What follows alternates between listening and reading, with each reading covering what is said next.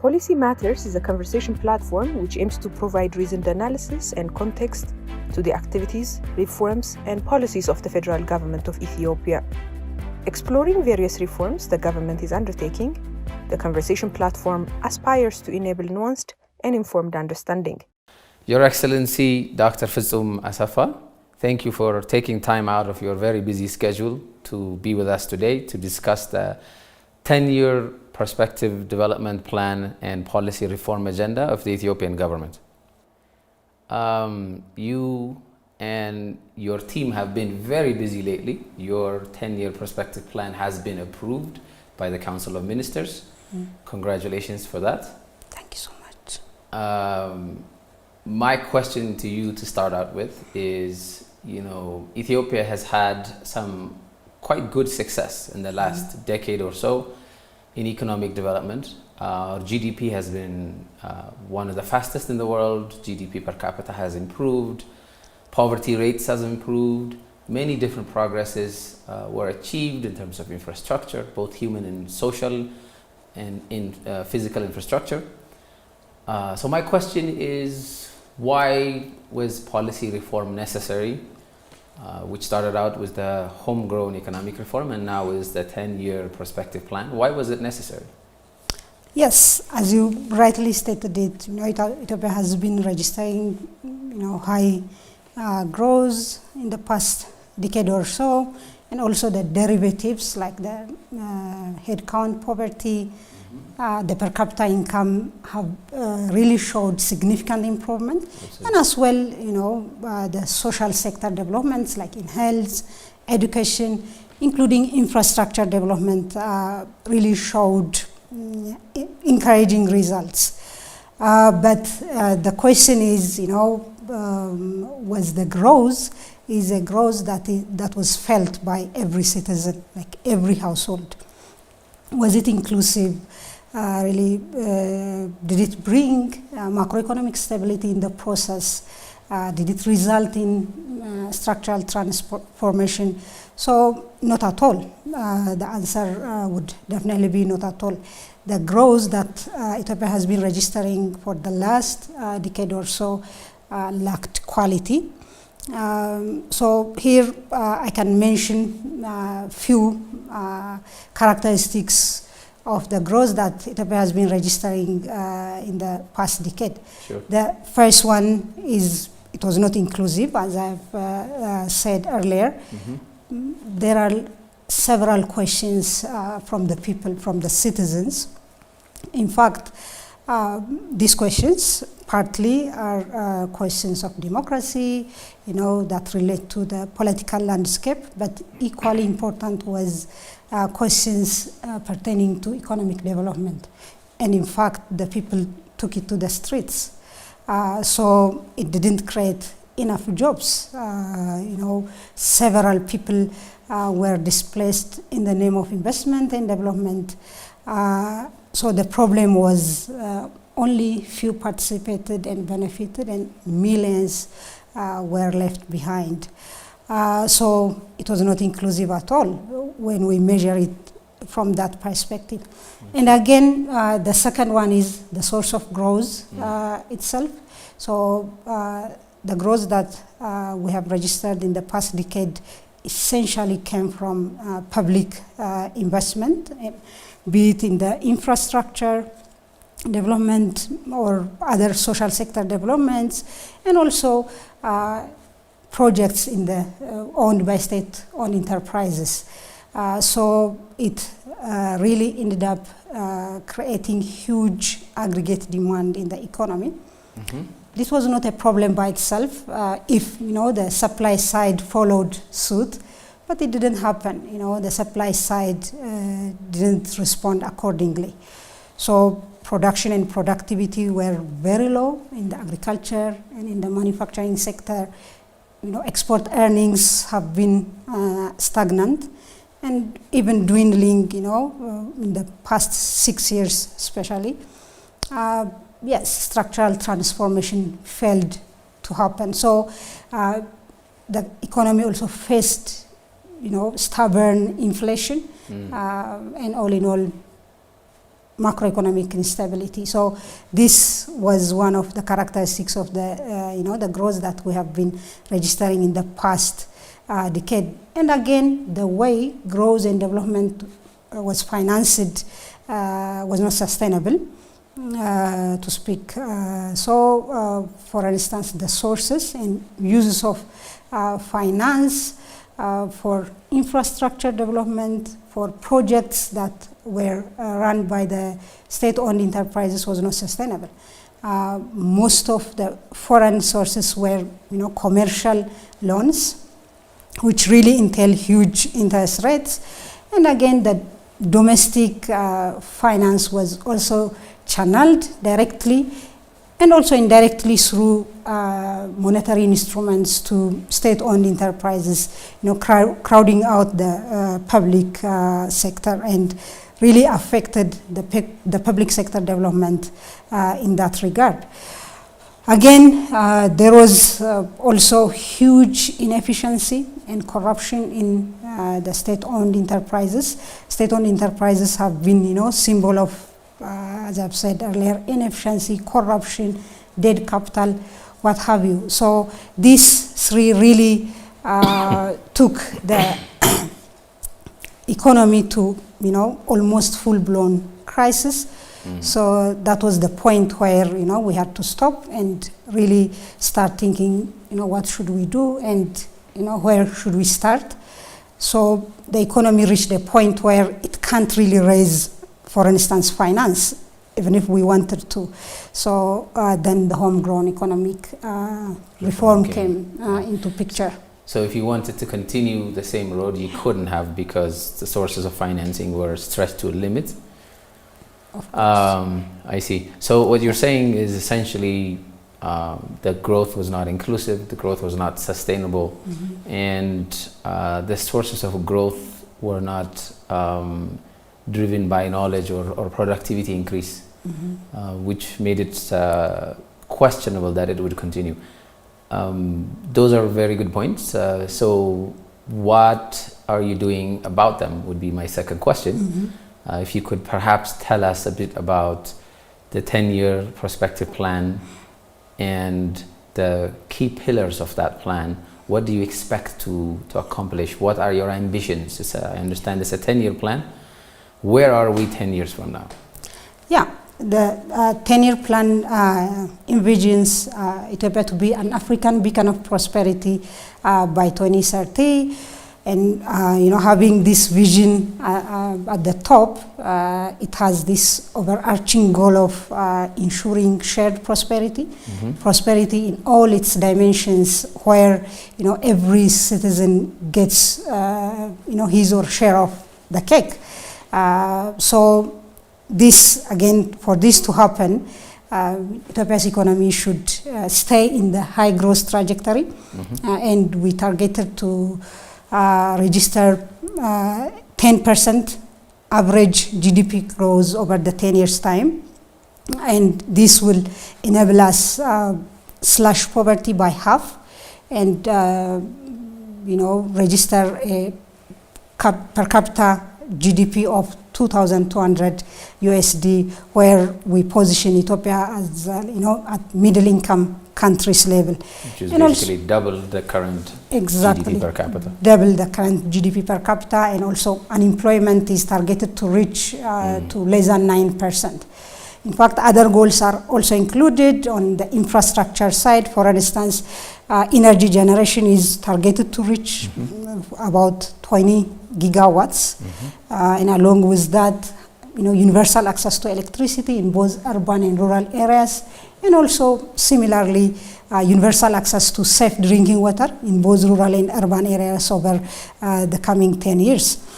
Other goals, social goals, which really touch the lives of our citizens, like in human development areas, health, education, that align with the Sustainable Development Goals. The Africa Agenda 2063 are also included to really improve, lives and livelihoods.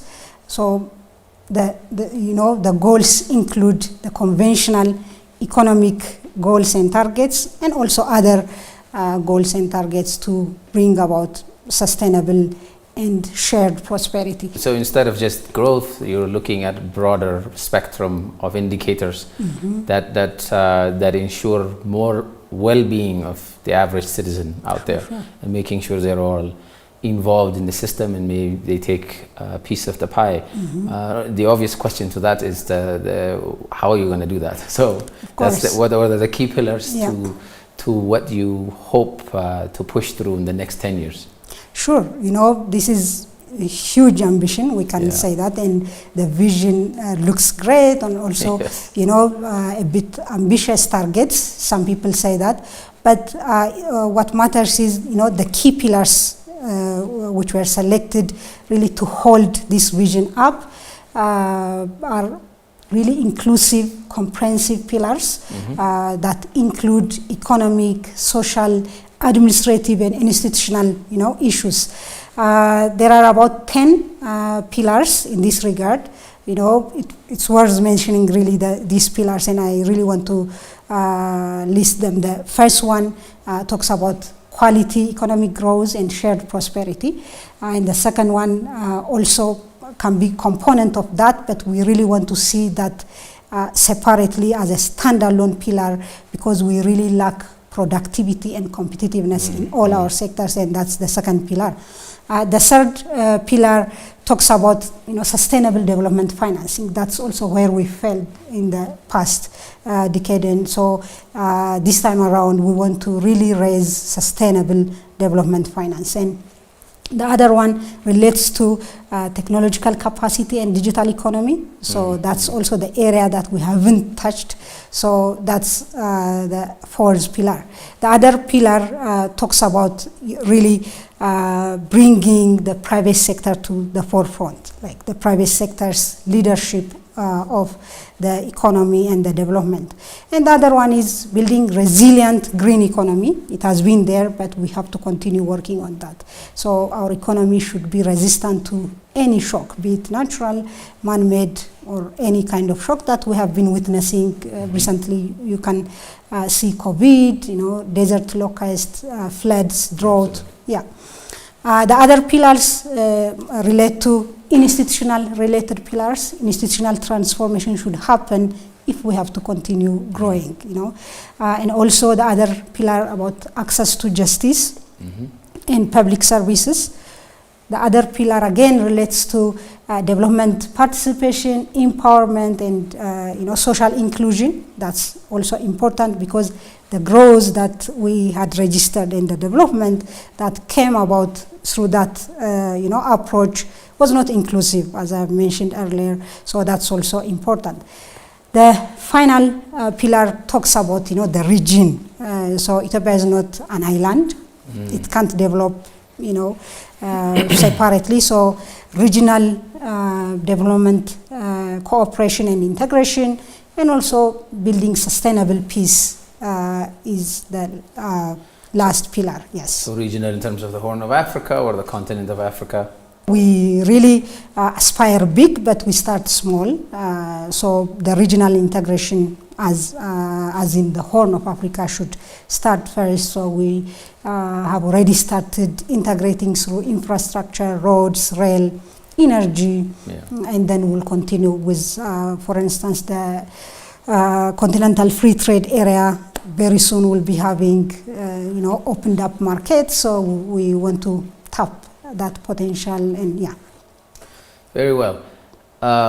Just listening to you, I get the sense that your plan essentially builds on what was working in the past, and then really trying to correct some of the issues that were created, but also looking at new areas. So my question, what I would like to hear from you is, what are the main departure points? If we take the past policy development processes like the GTP1 and GTP2 process, your current process, what are the main departure points? Where are the real differences that differentiate you from the past?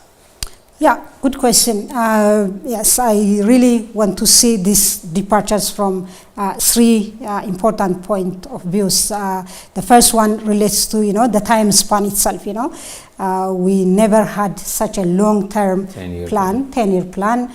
We used to have 3 years and 5 years plan. So it really helped us to see beyond the horizon of, a government in office like 5 years, which we often had before. So it was really important to make sure this is, the country's plan, the people's plan, not the incumbent government's plan. That was one of the main departures. The other one relates to the process, as you also asked.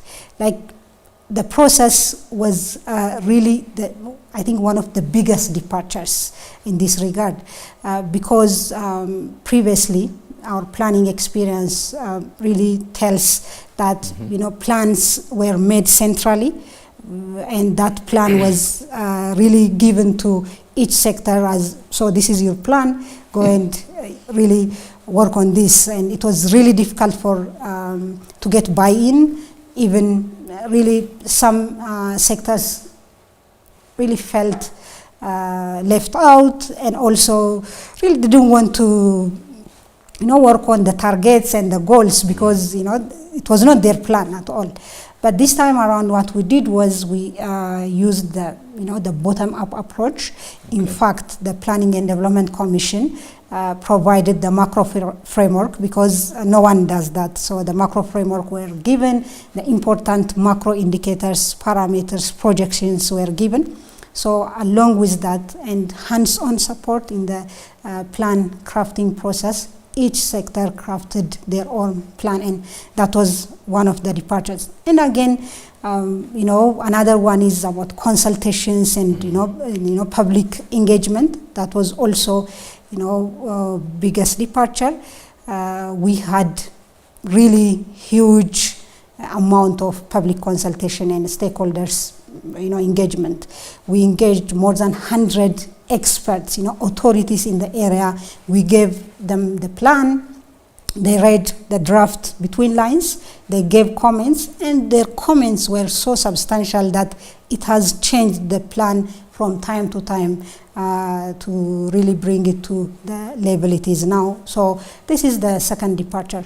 The other one relates to the contents. When I mentioned the pillars earlier, I've said, the pillars include lots of diverse issues, from the conventional economic development related issues to institutional transformation, peace, justice. Mm-hmm. So the contents were also different from the economic growth heavy issues. And another one that relates to the contents as a departure is the monitoring and evaluation and the accountability landscape we had. So it was so weak that no one was held accountable. So your implementation has been better thought of. Yes, of course, to make the cycle full. Unless we put really a good monitoring and evaluation system in place, it won't work out. So we really started working on the monitoring and evaluation system along with crafting the plan, and we managed to come up with a result-based monitoring and evaluation framework. Yeah. Interesting. Okay, so I'd like to ask a couple of questions, maybe critical factors for success. One would be structural transformation, the other one being the private sector. So let me start with the first one. Ethiopia has been talking about structural transformation for quite a while now, and the 10-year perspective plan also talks about structural transformation. You plan on moving, rapidly large percentage of our population, which is about 73% now, that's in smallholder-based agriculture. You want to move them into manufacturing, into services, and into other higher productivity sectors. You're also envisioning the export mix of the country is going to go from agriculture to more manufactured and higher value-added products. This is not going to be easy. So how do you plan on achieving it? Of course, it has never been easy, and Yes. that's, GTP2, for instance, had that big targets and goals, ambition to really bring about structural transformation, and it didn't happen. And it has never been easy in other parts of the world too. So we really need to work it out seriously, see the details. Yeah. So one of really the focuses of the homegrown economic reform, for instance, is really creating that enabling environment so that the structural transformation happens. So the homegrown economic reform so put forward these sectors that you mentioned, like agriculture, manufacturing, including tourism, mining, ICT as focus areas for the coming 3 years in terms of really removing bottlenecks. And also, binding constraints in areas of monetary, fiscal policies, structural bottlenecks, sector-specific bottlenecks as well. So we have been witnessing really good progress towards that, at least in the form of really crafting proper policies, revising policies, introducing new directives and policies on those areas. So the homegrown economic reform have really, been focusing on those 5 sectors in terms of really removing the bottlenecks and unlocking the potential for structural transformation to happen. So coming to the 10-year perspective plan again, so the reform works that are underway in the framework of the homegrown economic reform will be creating really that level ground for, the pillars that we have set, for the 10-year development plan, where we want to ensure quality growth. And what makes growth quality, is one of it is the source of growth. And the source of growth this time around have shifted from, the previous, public sector-led construction boom led growth to multi-sector, source of growth from agriculture, manufacturing, and those sectors that were considered as focus areas on the homegrown economic reform. So we'll keep on removing the bottlenecks, and we'll keep on really providing the infrastructure, providing the enabling policies. For instance, you can consider the finance sector reform that have been underway in the last couple of years, and also the results. I think that's going to be yes, important. Yes. The previous plan spoke of the private sector being the engine of growth, but it said so much that all the money was going to the public sector instead of the private sector. So I think it's going to be important that the financial sector reform is going to be where everybody's eyes will be, because where the money is going to be where the center of your policy will be. I guess we'll be watching that. I think it sounds very good. It sounds interesting. And the reforms that are going to sort of remove the growth bottlenecks that will not allow the economy to grow into, say, diversified sectors, into manufacturing, into higher value added agriculture, that sort of stuff. If you remove those, then the transformation will happen. So that says by itself, and it is written in your program as well, that the private sector will take the lead now. And the growth is going to come from the private sector's increase in productivity rather than the public sector investing in construction projects. That's all well, but we both know that the private sector has not been allowed to grow. So it's still quite young. It's still, it's tenacious, it's very strong in terms of surviving in a difficult environment. So maybe we will see good days ahead, but it's still somewhat limited. how do you plan on then getting growth and achieving some of these fantastic ambitions that you've laid down to be achieved through the private sector? Yeah, good question. You mentioned it correctly. The private sector is not yet there, especially the domestic private sector. We have been saying that for long, but the question is, when should it start to be there? And because we don't have any replacement for it, do we have substitute? We don't.